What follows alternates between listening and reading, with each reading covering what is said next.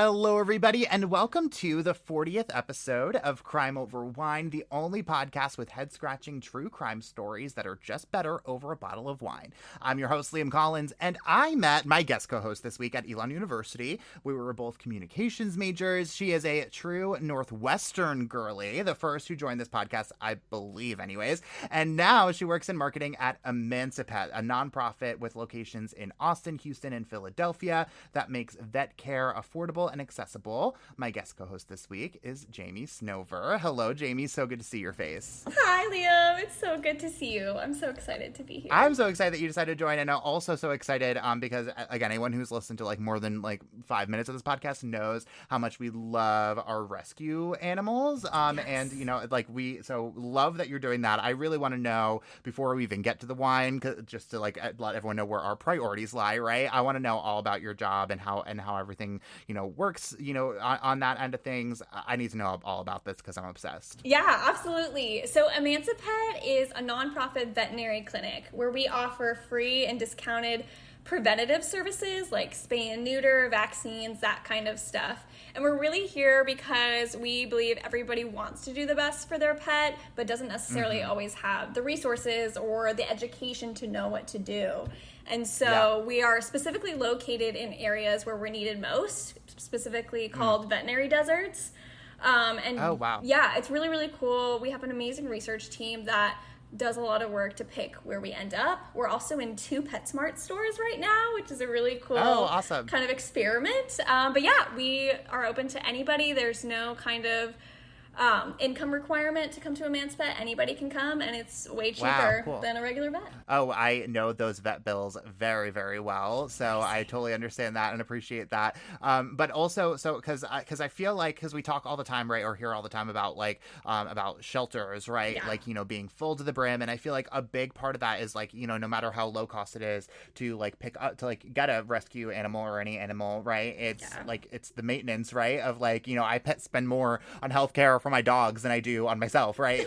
So it's that's a huge barrier for people. So I feel if that was more accessible, and I'm sure I don't have to explain this to you at all, I'm sure, but more accessible to people, that probably would not be as much of a problem these days, right? Yeah, we find that one of the bigger reasons why pets are returned to shelters is because people can't afford to take care of them. Yeah. And so we're trying to help keep pets out of the shelter and with the people who love them. Yeah, I could totally see, with that first vet bill, it's just such a huge shock. You don't think about that aspect of things. You just see the lovely, cuddly, that kind of, aspect of pet ownership. You don't think about anything else. So, crazy. So thanks so much for what you guys do. You love our nonprofits here on Crime Over Wine. So appreciate you. So glad you're here. Thank you. But let's get to wine. I know you're very excited about this part. I am too. So let's talk about that. So this week we are drinking Starborough's Sauvignon Blanc from Marlborough, New Zealand. It's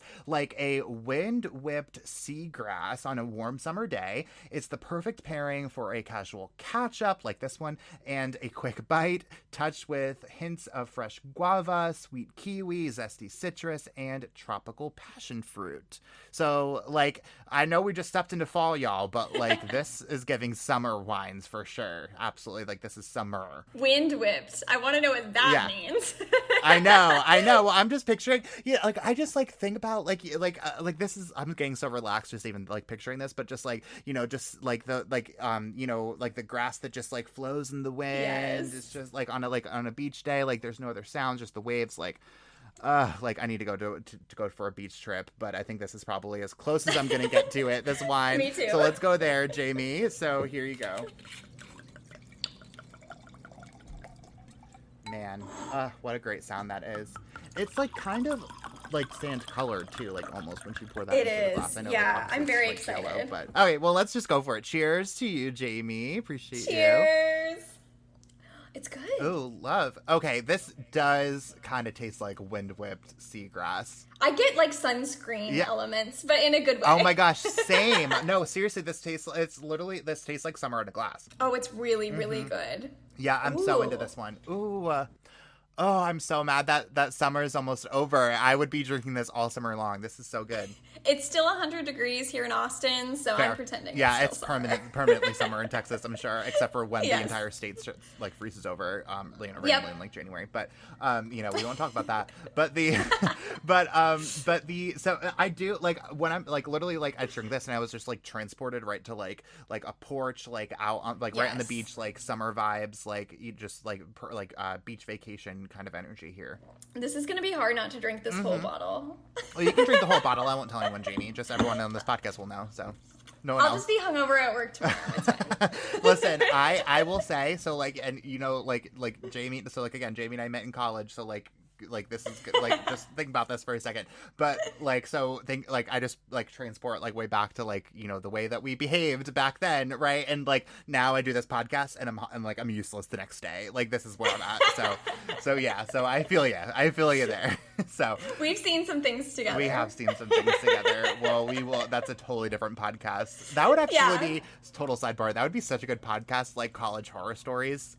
Oh, we have some good ones. That would be so good. I'm having all sorts of ideas here. Well, that's when Jamie and I are the co-hosts of that podcast, we will let you all know. But, let's talk about this case, Jamie, because there is so much to unpack here. We have to get right to it. So let's do that. Let's do it. All right. So this week, Jamie, I want to tell you a tragic story about a quadruple murder that shattered a small town in Indiana. And prosecutors are still trying to zip this case shut for good. This week, I want to tell you about the Pelley family and the Prom Night murders.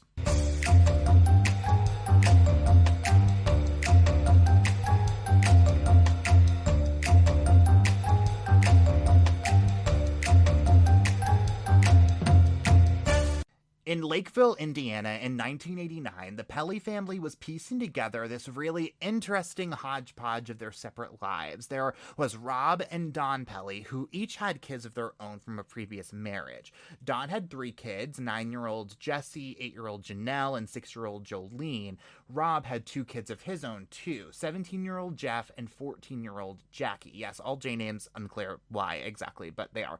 Rob was fairly new to this area. He had just moved with his kids from Florida in 1986 to start a new life. He was a minister at Olive Branch Church, and when he and Dawn, both widows, got married, they tried to figure out the best way to blend their 2 pretty large families into one household. And they both figured that the best and most effective way to do that was to adopt each other's children, and that's exactly what they did. That's interesting. I come from a blended family too, and never really considered adoption. That's interesting. Yeah. Well, and I would imagine, right, like losing a parent or a spouse is like pretty traumatic, right? And so like I could see like a world where it was just like, well, like let's just like start this whole new thing. Like that's a very traumatic experience. So like just like do like let's just like try over like start over and just like like come together on these like very like unique shared experience here. So especially at that like young age. Yeah, right, exactly. Well, the Pelleys were living a pretty quiet, normal Midwestern life out of the spotlight. They stuck to their routine, go to school, go to work, have dinner, go to church on Sundays, and that was pretty much it. According to his children, though, Rob was known to be pretty strict. And, I do kind of picture this, late 80s preacher dad, life by the book kind of deal. Everyone was expected to be absolutely perfect and uphold the family name. April 29th, 1989 was the night of Jeff's high school prom. Now, this was a pretty big deal. The school went all out for this day. It was more than just the prom. It was the lead up to the dance and then the after prom events. And plus, this entire class had a tradition to go to the Great America amusement park in Chicago the day after the prom. The whole class was really looking forward to it, including Jeff and his girlfriend, too. But just 20 minutes before everything was supposed to get going for the night, Jeff gets into big trouble with his dad. You see, Rob finds out that he had stolen CDs and money from a neighbor's house and gotten arrested for it, and Rob was absolutely furious. This preacher was not letting it go, and he tells Jeff that he was grounded and wasn't allowed to go to the prom or any of the after prom activities either. Yikes. Honestly, that's fair. That makes sense. He's been arrested. Yeah, arrest would certainly, ruin prom. Like, I could see Yeah, that. I could totally just a see that. little. But again, like, super small town, like, super, strict dad. Like, this was not flying. I could, but like, also too, like from like my friends who have really strict parents too. Like, those are always the most rebellious kids, Yep. right? So like, this is all tracking for me, in my Yeah. opinion. Yeah. Definitely tracks. He must have stolen a lot of money to get arrested because the CDs, Yeah. I could kind of see that, but I wonder Yeah. how much money it was. Yeah, that's a good point. Yeah, I never saw like exactly how much it was, but like also too like again, small town, like the cops know everybody, that kind of thing. Like Right. like so like I like word travels fast, and like I'm assuming that like crime, right? Like normal like crime, what like you and I are thinking of, when we think of like like what police typically do, not really happening in this small town. So like again, word traveling fast. This was a big deal. Like preacher's son, gets in into this kind of trouble. So the scuttlebug is traveling very, very quickly around Lakeville. So Jeff had plans to drive his girlfriend to the prom using this vintage Mustang that belonged to the family, but that clearly was not going to be happening, right? Rob even reportedly removed pieces of the Mustang to make sure that Jeff was not going to sneak out and take the car without his permission. But eventually Rob supposedly changes his mind and says that actually, okay, Jeff can go to the prom, but none of the after prom activities, and the only way he was going to do that is if Rob actually drives him himself. That's so interesting. What a change of heart so quickly. Yeah, right. And so again, like this whole thing, like 20 minutes before he was supposed to leave, he gets grounded, and then 20 minutes later, he's like, okay, no, actually, you can go. Right. I don't know. Like, I guess, like, prom's a big deal, right? Like once in a lifetime. Like, you're never going to go to prom again, So it's like, kind of makes sense. Like, I could see how it's like, okay, like maybe overreacting, but like, you're not hanging out with your friends for like 6 months after this or something. Yeah. Like, I don't know. So, but it was very, very fast, very, very fast change of heart. But around, 4:35 in the afternoon, a bunch of friends go over to the Pelleys to take pictures. And I guess for some context here that I don't fully understand, because I'm not really part of this community, the Pelleys live in like a church house, like one that's actually owned by the church, but Rob lives in because he's the minister. But it's like expected that members of the church can use it for things like pictures or church events and that kind of thing. Like it actually belongs to them. It doesn't belong to the family. And that the Pelleys would host parties and events and things like that. So this was a fairly normal thing for the friends to be over there, but they later said that things were really tense in the Pelley household when they went. Jeff seemed really angry, and the friends later noted that he wasn't dressed in like a tux or looked, ready for the prom at all. Instead, Jeff was wearing a pink and blue shirt and blue jeans. And remember, Rob had agreed to let him go on the condition that Rob drives him to the prom. Well, the friends leave shortly before 5, and by 5:20, Rob had apparently had a change of heart for this whole thing because Jeff is taking the Mustang to the prom. He's seen at a local gas station needing help fixing the car. It was apparently idling, and at the gas station, he spent a few minutes under the hood before returning a wrench he borrowed from the clerk and continuing on his way. But notable here that Rob was nowhere to be seen.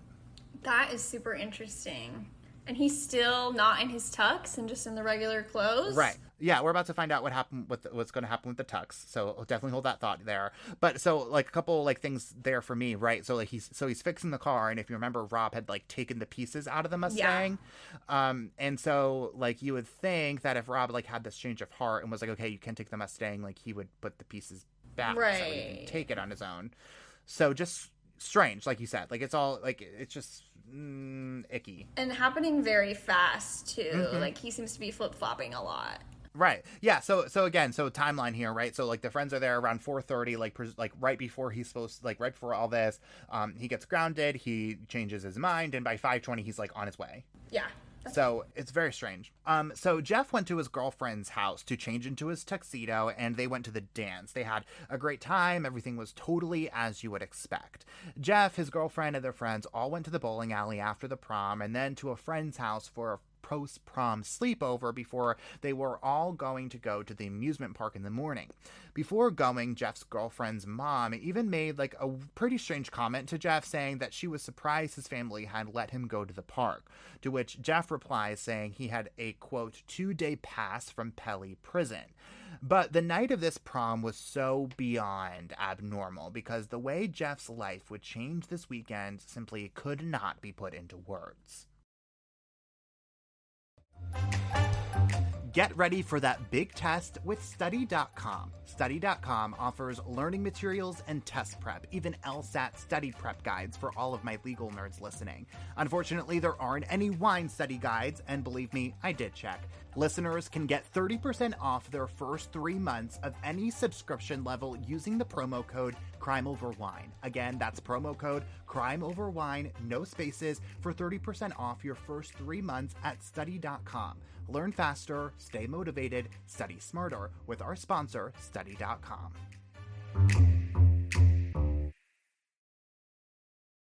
The night of the prom, a friend of Rob and Dawn's drove by the Pelley house around 5:30 when the couple did not show up to a pre-planned social event. And the scene was eerie, to say the least. All of the cars were in the driveway except for the Mustang, but all the curtains were closed. And when they went to go check the doors, they were all locked, which was very unlike the Pelleys because, again, this was basically like a community home, more or less. That's very weird. That is adding to the strange series of events that is happening. And it seems like Jeff is the one kind of in control of the whole situation. Well, and again, like very, very fast here, right? Like, again, so like the friends are over at the house at 4:30 and everything's strange, but normal, right? And then 5:30 comes around and everything is just like on lockdown. It's just, it's all happening very, very fast. But, you know, what was even more unlike the Pelleys was to miss church on Sunday morning. Rob was scheduled to deliver a sermon that morning while Jeff was at the amusement park, but Rob never showed up. That was enough of a red flag for friends of the family to ignore, so parishioners decided to go and check up on the Pelleys. They head up to the door, but again, the curtains are shuttered, the doors are locked. There aren't any signs of anything broken necessarily, though, but when they knock a few times, there's no answer. So they use a master key to open the doors, and what's inside is absolutely shocking. There's Rob in a hallway upstairs covered in blood from 2 clear gunshot wounds at close range. Oh my goodness. All right, we're getting into it now. Yeah, and like, again, like this was like just to put this all into context here again, just, like, this is small town, church town, right, where like the church really runs the community, right? And so like again, I read like master key and I was like, why the heck do people have like master key of the house? But then like I think it all like I'm getting this picture of just like everyone knows everybody, like everyone is just like all these people like know, like have probably been to that house a dozen, probably more times, and like know what to kind of expect, and just like again, like by the next morning when things are just a little off, like that's when you kind of the like alarm bells are starting to kind of go off. Right. Here, right. So yeah. So I don't know. It just is, and like it probably has to be like the talk of the town at this point. Yeah. Right? Like everyone knows. So I think Rob not even showing up to deliver his sermon would have been story enough, let alone something tragic happening. Yeah, no, you're definitely right about that. So, of course, they immediately call police, who show up to the home and check everything out to see no sign of forced entry or any sign of a home invasion by any means at all. And, you know, this is a small town, right? The Pelleys are a well-known family in town, so the police know that Rob has a wife and 5 kids who all should be home. So they check out the rest of the home, the bedrooms, the bathrooms, and then they head downstairs to the basement, and the scene is horrifying and heartbreaking all at once. There are Dawn, Jolene, and Janelle, Dawn's 2 daughters, the youngest of the 5. They are dead and covered in pools of blood. Now, I know this is going to be hard to hear, especially for anyone who's listening right now who has children, so just like hang on here. But the 3 of them are huddled together in the basement, entangled with each other's bodies. The Dawn is draped around her 2 precious young daughters in a protective stance, and they all have died again from clear gunshot wounds at close range. Oh my God, that's terrifying. And the fact that they're all huddled together in the basement, like they knew something was happening. Yeah, and like more than that, right? Like they knew something like bad was going on, right? Like and Dawn was just like clearly trying to just like shield them from like anything bad that could ever happen to them. And again, let's just like reiterate, like Jolene and Janelle are 6 and 8. Ugh. Like, man, like I don't know, like just they did not know anything like bad in the world was like even remotely possible. Right. So man, it's just, and so again, Dawn has 3 kids, Jolene, Janelle, and Jesse, and we're going to get to Jesse in a second, and then Rob has Jeff, and then there's also Jackie too, and again we're going to get back to Jackie here in a second. So Jesse and Jackie spent the night at friends' houses. Jesse went to a sleepover, and Jackie was visiting a friend who was in college. But this is the land before cell phones, right? So the daughters only find out what happened when they get home and see this massive police presence. And we are also about to tell you how Jeff finds out about what happened to his dad and stepmom, so hold that thought too. Oh my gosh. Imagine just coming home and expecting to see your family and seeing all of that. Yeah, and like just normal weekend, like normal little like girl stuff, like teenage girl stuff, like man, like just everything changing overnight. Talk about that. I mean, seriously.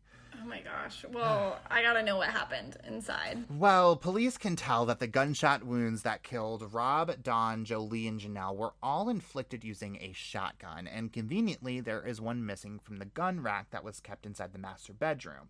Now, at first, police linked this theory that, Rob likely snapped and rounded up his wife and 2 kids in the basement of the home and killed them before going upstairs and turning the gun on himself. But I don't really see how that could ever even be possible, because not only did police never find any shell casings anywhere inside the home, a clear indication that the killer cleaned up after themselves, but police never even find the gun either.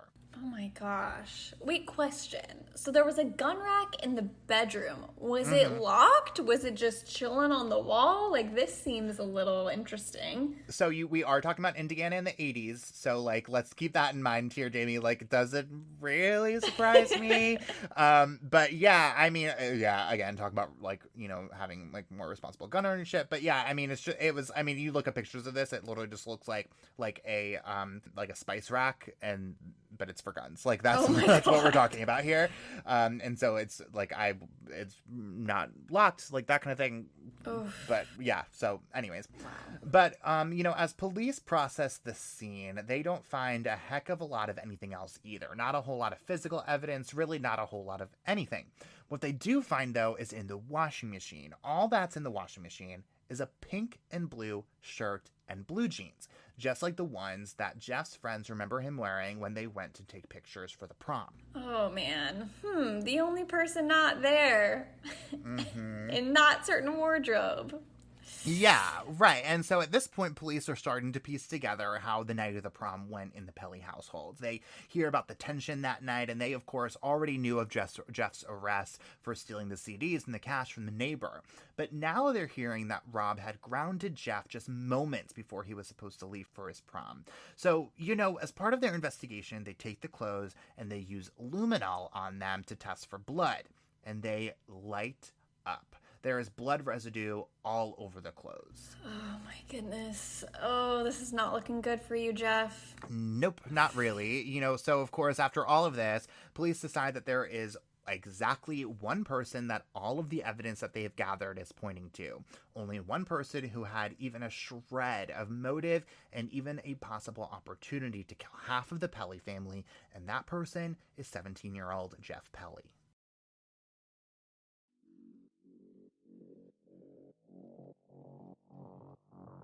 Hello, Crime Over Wine listeners. I am Rachel. And I'm Heather. We are the hosts of Like Mother, Like Murder. We bring you the good, the badass, and the crime. Each week, we bring you stories from missing and murdered to survivors and women who empower you. And of course, some mom talk sprinkled in. Check us out wherever you get your podcasts at Like Mother, Like Murder. And give us a follow on social media so that we can say hi. Okay, love you, bye. Okay, love you, bye.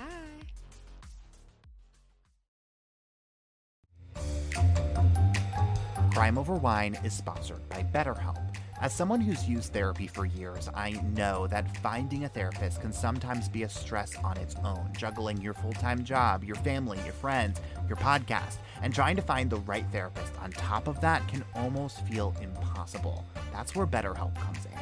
BetterHelp matches you with a therapist that works for you on your terms. It's online, it's remote, and by filling out a few questions, BetterHelp can match you to one of 33,000 licensed professional therapists in as little as a few days. And because finding a new therapist is a lot like finding a new bottle of wine, if you don't jive with your therapist, you can easily switch to a new one at no additional cost. You can get 10% off your first month of BetterHelp by going to betterhelp.com/crimeoverwine. That's BetterHelp, HELP.com/crimeoverwine for 10% off your first month. Join over 4 million people who decided to get help and get happy with BetterHelp.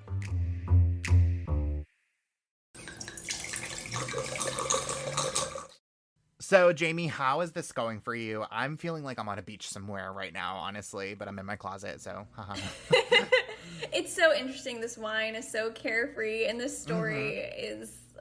I'm like Very actually tense. feeling it in my cut. Yeah. Yeah, it's very tense, and so kind of some polar opposite situations happening. Yeah, sure is. But so revisiting the flavors here, right? So I am definitely getting like a lot of a lot of lime here.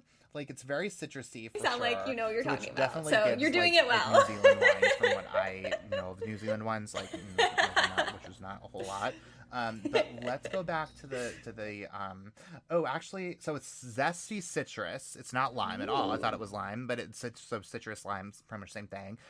Sweet kiwi. I'm definitely getting kiwi, and tropical passion fruit. I definitely get the passion fruit when I'm smelling. I'm like smelling and swirling it, acting like I know anything about wine. I know.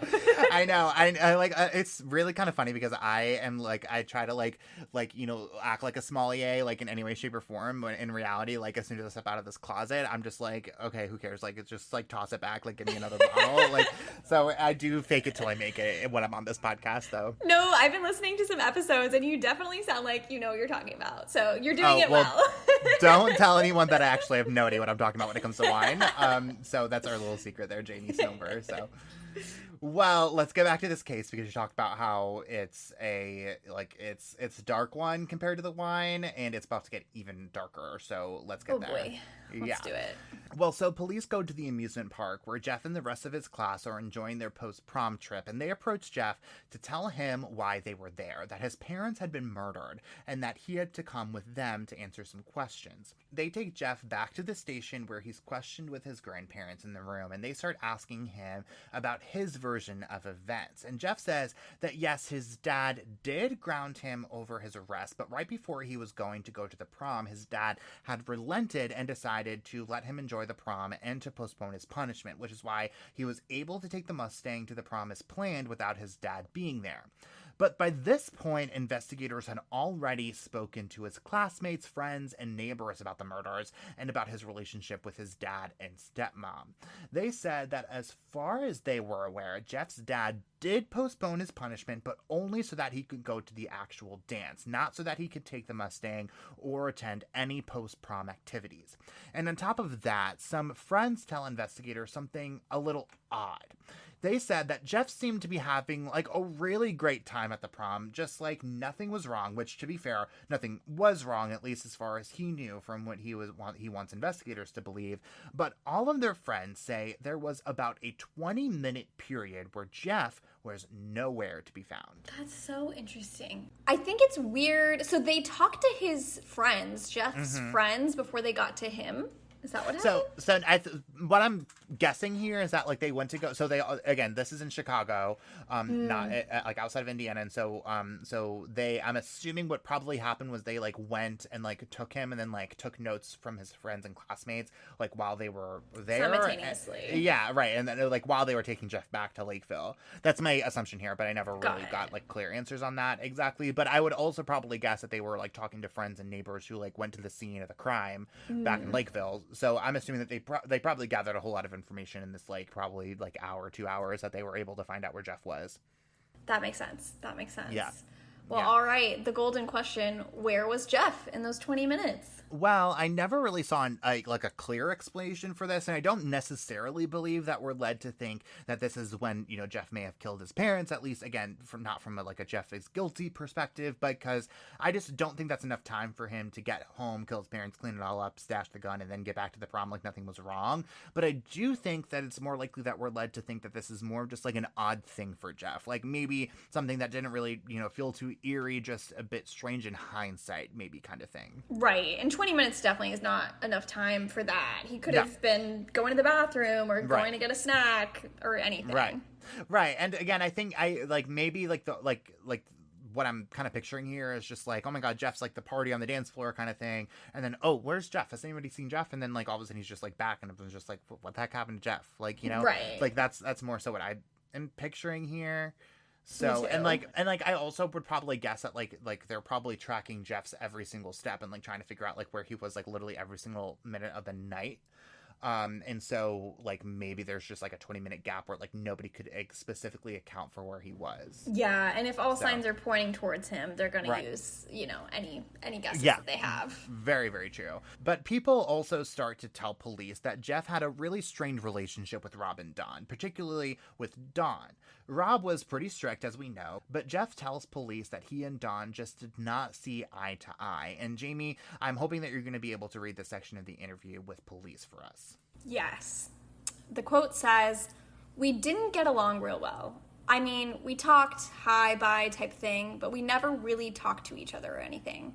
I mean, I didn't hate her or anything, but we tolerated each other." End quote. Oh. Yeah. So I don't know. And I could see it, right? Stepmom comes in the picture, you're not my mom. It's and I'm sure it sounds like he lost his mom at a pretty formative age.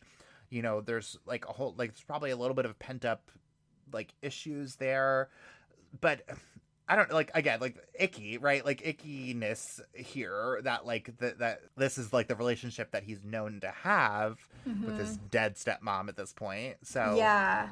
Icky, but not malintent, but definitely still icky. But would you reveal malintent in this kind of interview? I wouldn't. And that's it's so true about that. And that's what I always picture with these type of situations and in these interrogations where they just see I think back to the Vincent Vierfure case that we did on episode 29 of this episode 30 on this podcast, where Angelica is just offering up all of this dirty laundry that she and Vincent had, and it was just they use that against her later on, and it's just if I killed somebody and I know I killed somebody, why would I spew out all of my motive right there, the first chance I'm asked, I don't know. So I don't know. I just don't know. It's just so I never really know what to make of any of that. Right. And it does seem if it was Jeff, I mean, he cleaned up the shell casings. He did the laundry. He seems smart,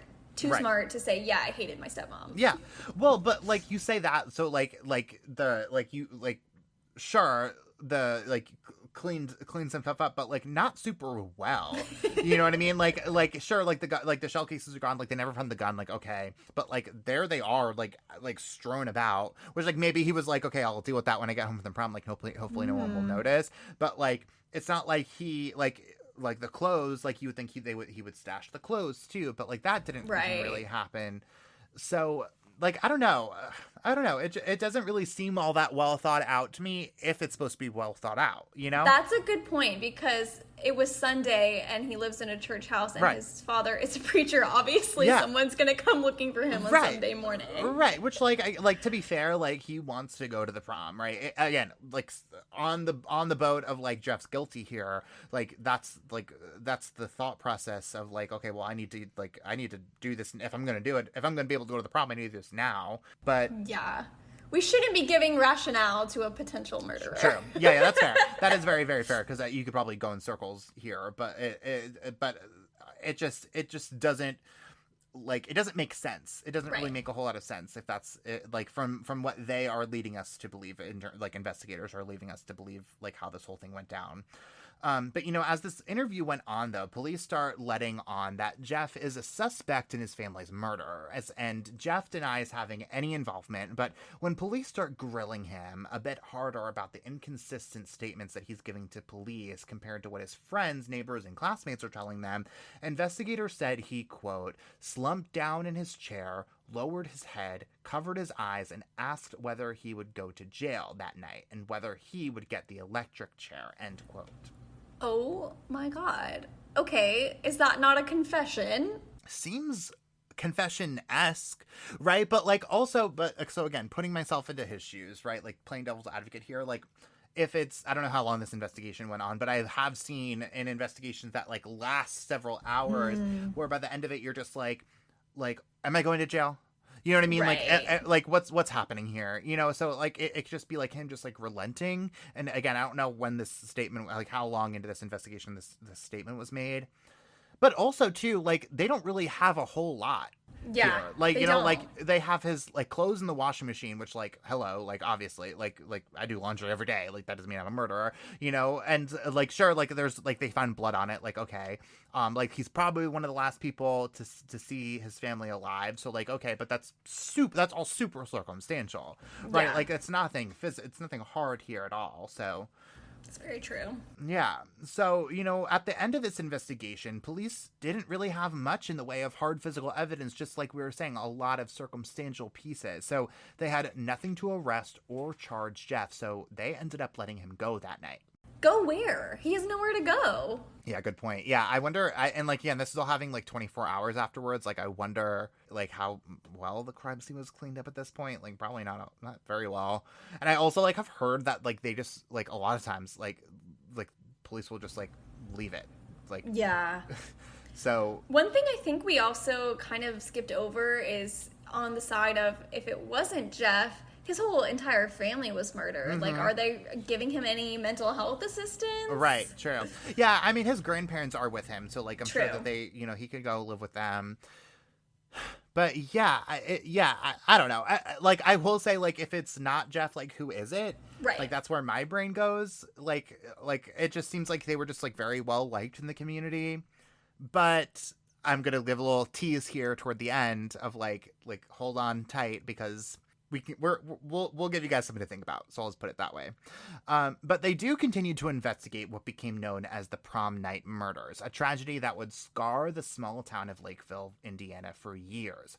13 years, to be exact. That's how long it took for any arrest or any formal charges to be filed in this case.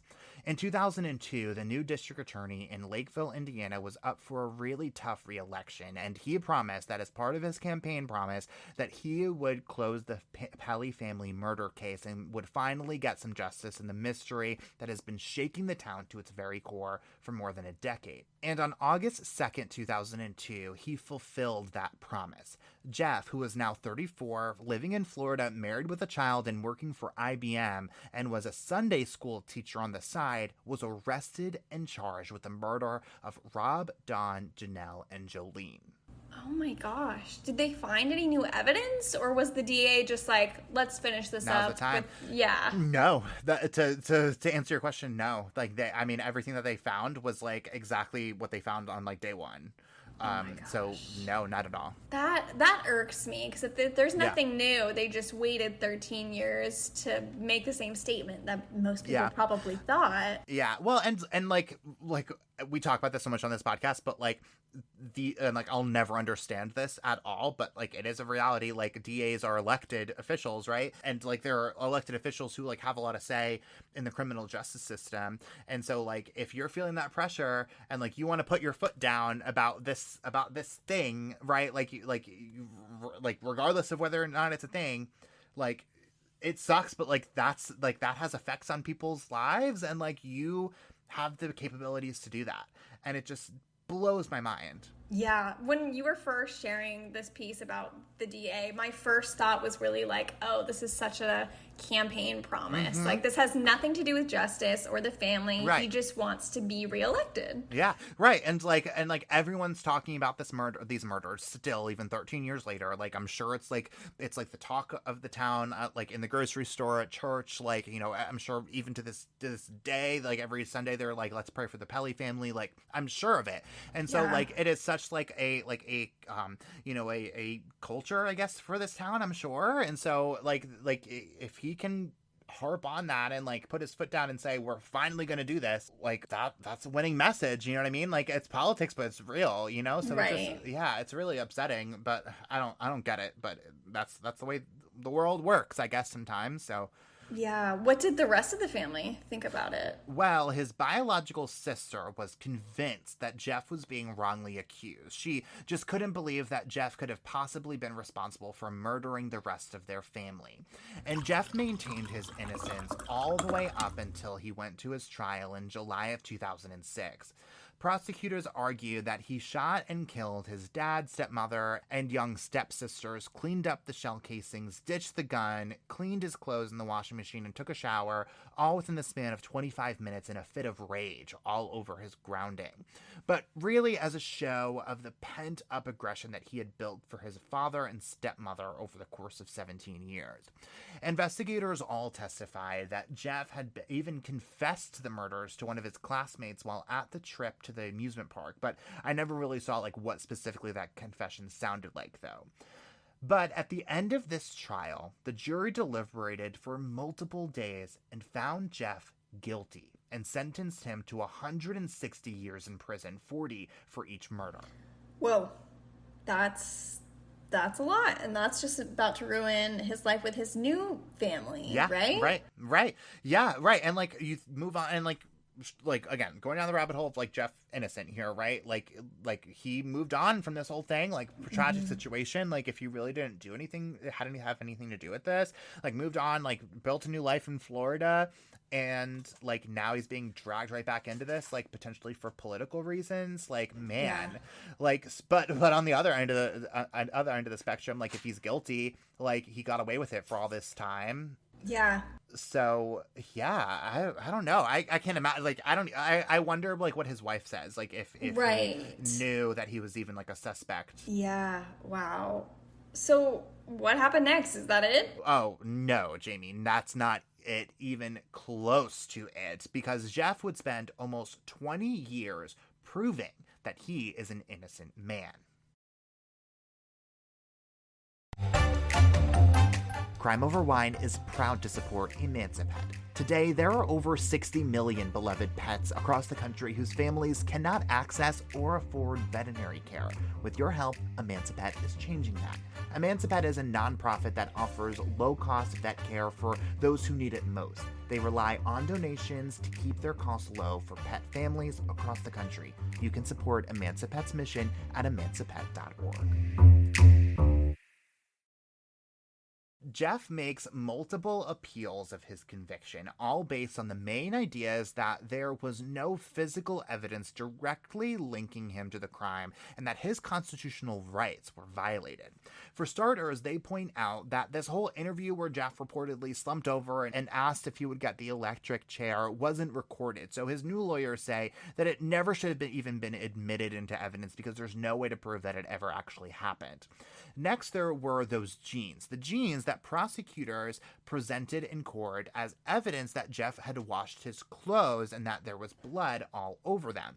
Well, it actually turns out that the tests couldn't be definitive as to whether it was blood or possibly just laundry detergent. Somehow, I guess luminol, at least back then, reacts similarly to both somehow. But on top of that, his new lawyer said that there was evidence that the jeans weren't even washed at all. They were dirty, and there were legible receipts and coins found in the jeans, all proof that they never went through the washing machine.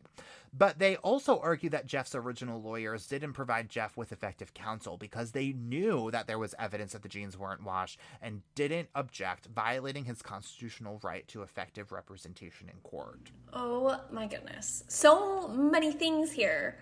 Yeah. First off, the luminol reacting the same to blood and laundry detergent? Yeah. I'm sorry. Yeah. I know. Yeah. Oh, I agree.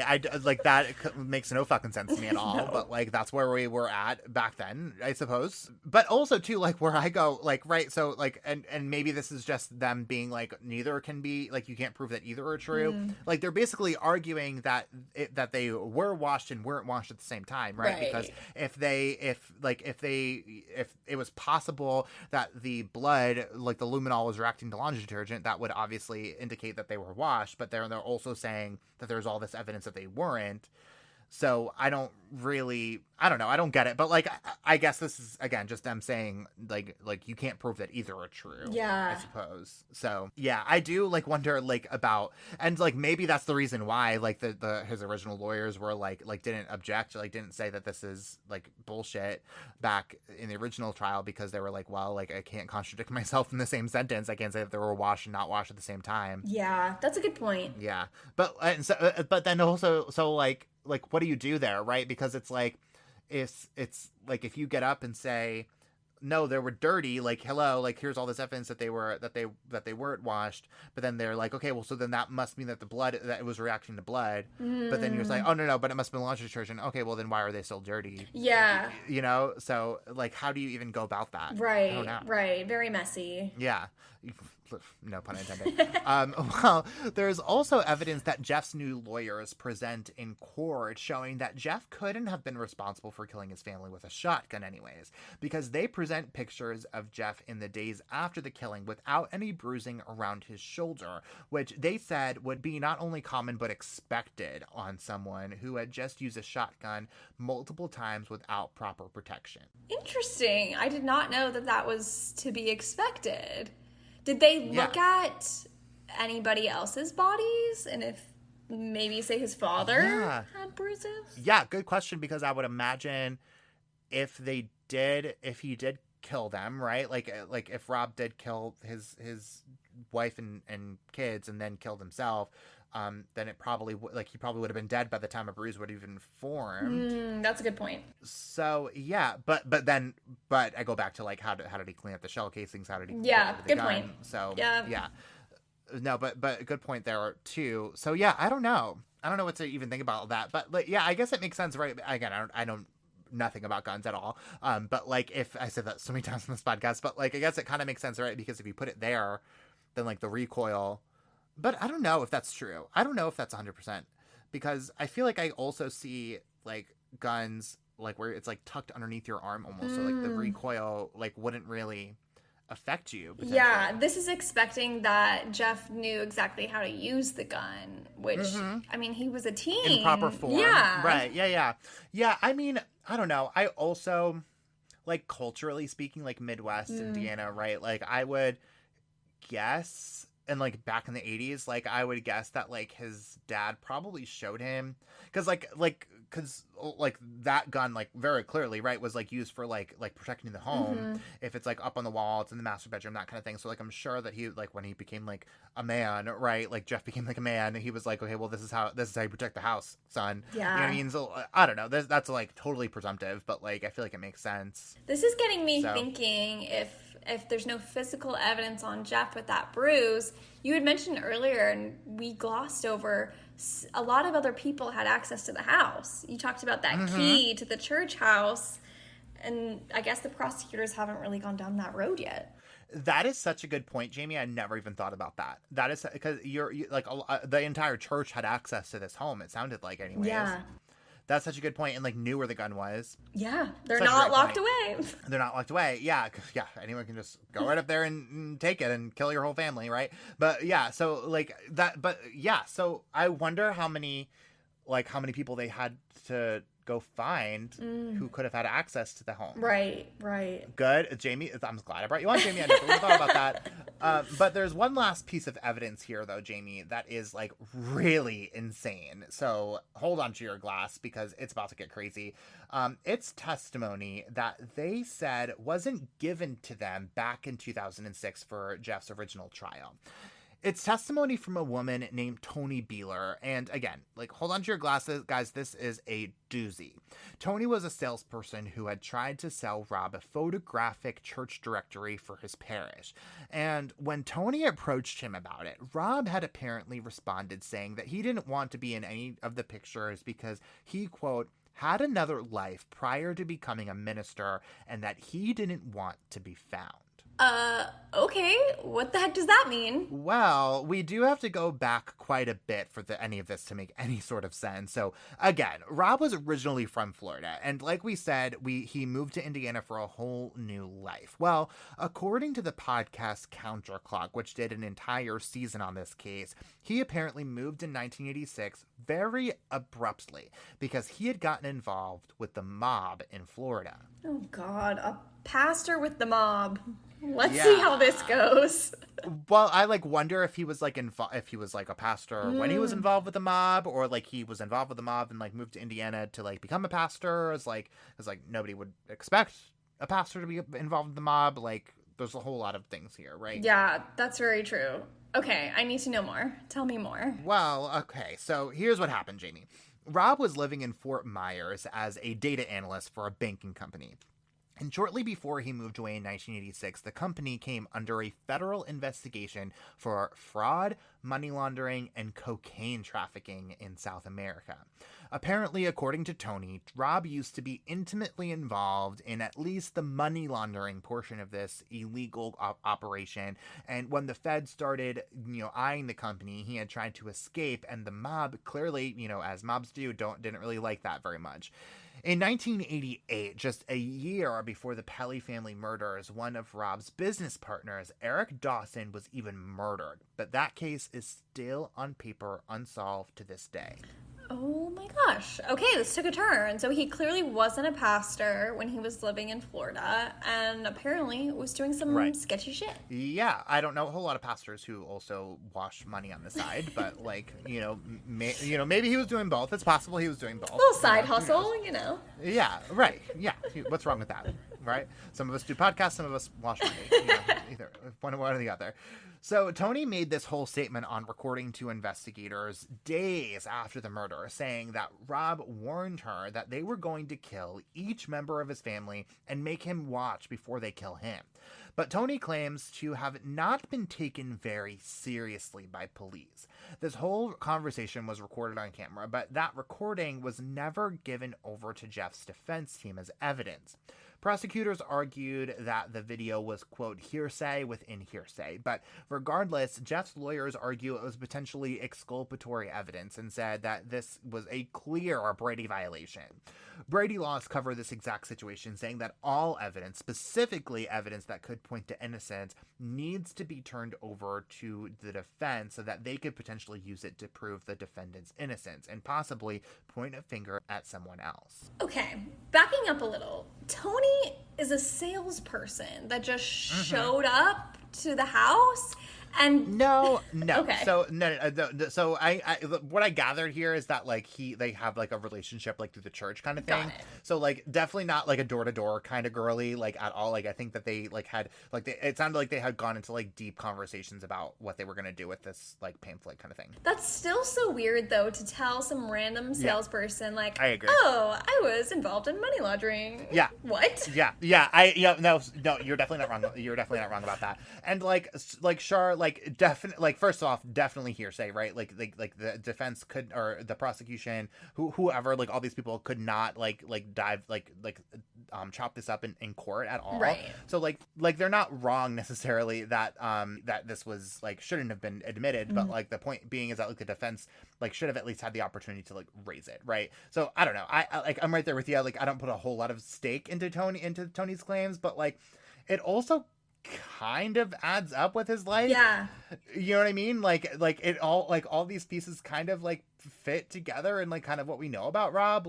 So right. I don't really discount it fully, but I also am okay, I kind of understand why this wasn't presented in court. For sure. And doesn't this give them prompt to dig into Rob's past life and maybe like find out more about that. Well, yeah, and like that's a good point because like regardless of how much bullshit this was, like you have to look into it, right? Like you have to. Yes. The guy's murdered, like in like a very weird, mysterious way. Like you have to at least see if it's true. No. Yeah. No, totally. Yeah. So I don't know. Just to like throw it away is just like odd, but whatever. But an appeals court agreed with us, Jamie, and the conviction was overturned in 2008. But Jeff was again convicted just a year later. The Innocence Project even gets involved to take the case, and they are a group that is well known to get involved in cases where there is pretty strong reasonable doubt. Jeff appeals again, and they begin hearings in March of 2022, where the judge said the hearings produced a, quote, swimming pool of information that needed clarification. And in September of 2023, that's where things stand. Jeff is 51 now, and he is still in custody awaiting an appeal decision, which, as of the recording of this episode, could come out any day now. Oh my gosh. So how long has he been in custody? Since 2002, 21 years, right? So yeah, and like I would imagine, so my guess is that typically how this kind of thing happens is when a conviction gets overturned, which is what happened in 2008, I believe. 2008, then they typically release you. So you can kind of, like, they lower your bonds. You can kind of, like, you can go back out into the world because now there's, like, reasonable doubt. But then, obviously, like, you probably get indicted again. You get arrested again, that whole thing. So, yeah. But, I mean, like, for a long freaking time, right? Like, I don't really understand I don't fully understand how the appeals process works in this way, but like from 2009 to 2022, there wasn't a whole lot going on. So it's like, what the heck? Like, I want to know what the heck was happening between that time period. Like, I didn't really get a whole lot of clarification on that, but that's where we are. Anytime I listen to true crime, I'm always amazed by how slow the legal process is. Like, if it wasn't Jeff, the first half of his life was so traumatic. Yeah, right. And the second half, he was just in jail, honestly. Yeah, no, so true. Yeah, so yeah, I don't know what else to say about that, Jamie. I mean, that because it's just insane to me that this guy has been in jail for 21 years when for the 13 years prior to that they didn't have enough evidence to convict him, and they didn't collect anything new in that time period, but just like decided that this is how this was going to go, and all over like a situation where like they didn't really have like a whole lot to pin him on to begin with, right? Like they didn't have they still don't. I don't know. Like I don't really know.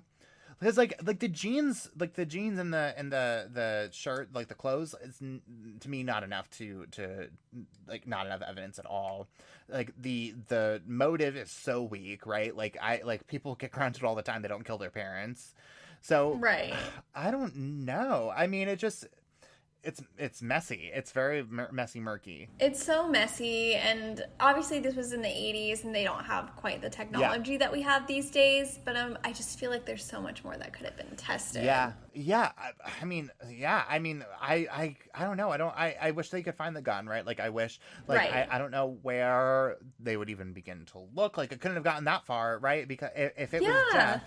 actually, even if it wasn't Jeff, because if he left the house around 5, right, like, and then as far as from what they gathered, like they were dead by 5:30, they couldn't have gotten that far. So yeah, I don't know. And small town, I guess if they didn't know where to look, if it wasn't Jeff, but yeah, that's crazy. That still to this day, with this being brought up back in court now. Are they still looking for the gun? Probably not. I'm sure it's long gone by now, right? No, I mean. It has to be around there somewhere, right? But like any of the physical evidence that's left on that would be gone.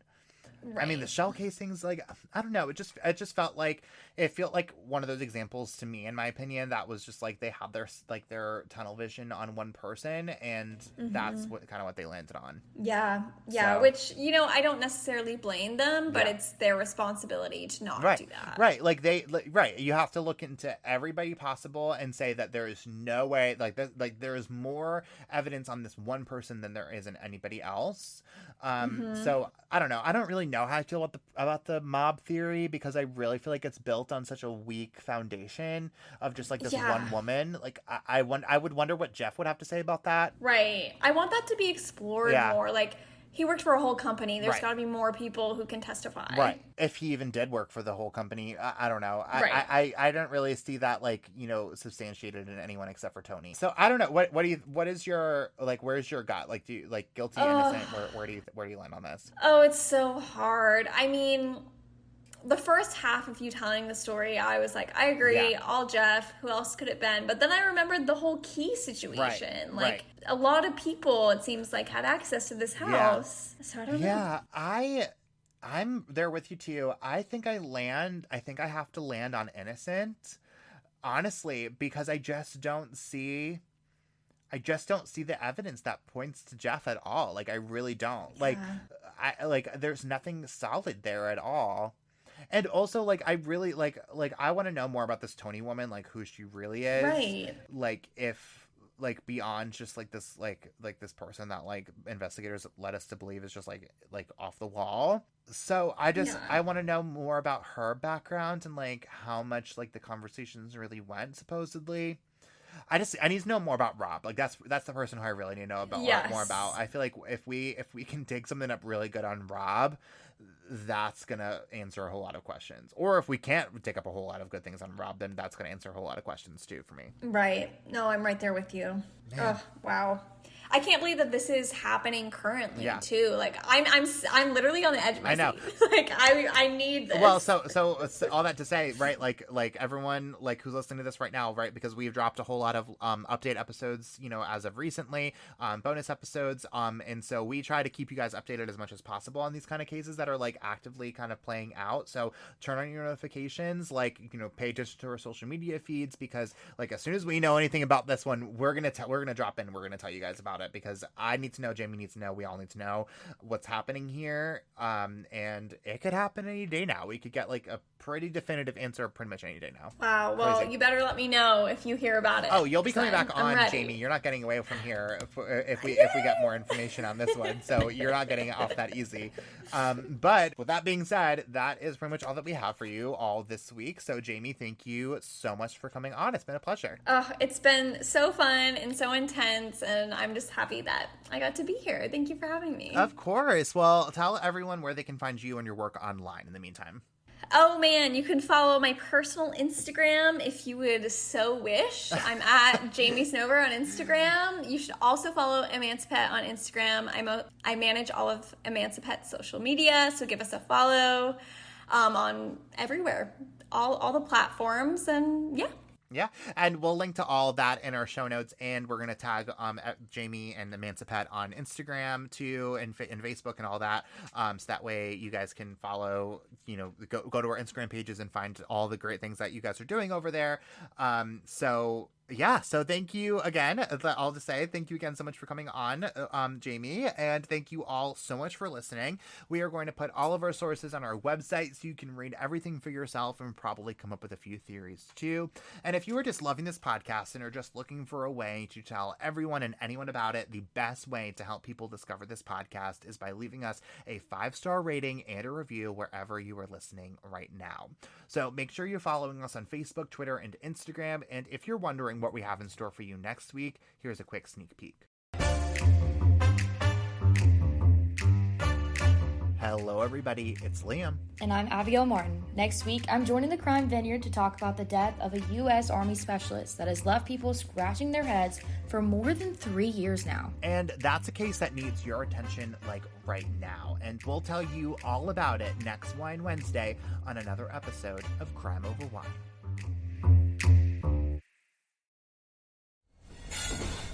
Proud member of the Podnuga Network.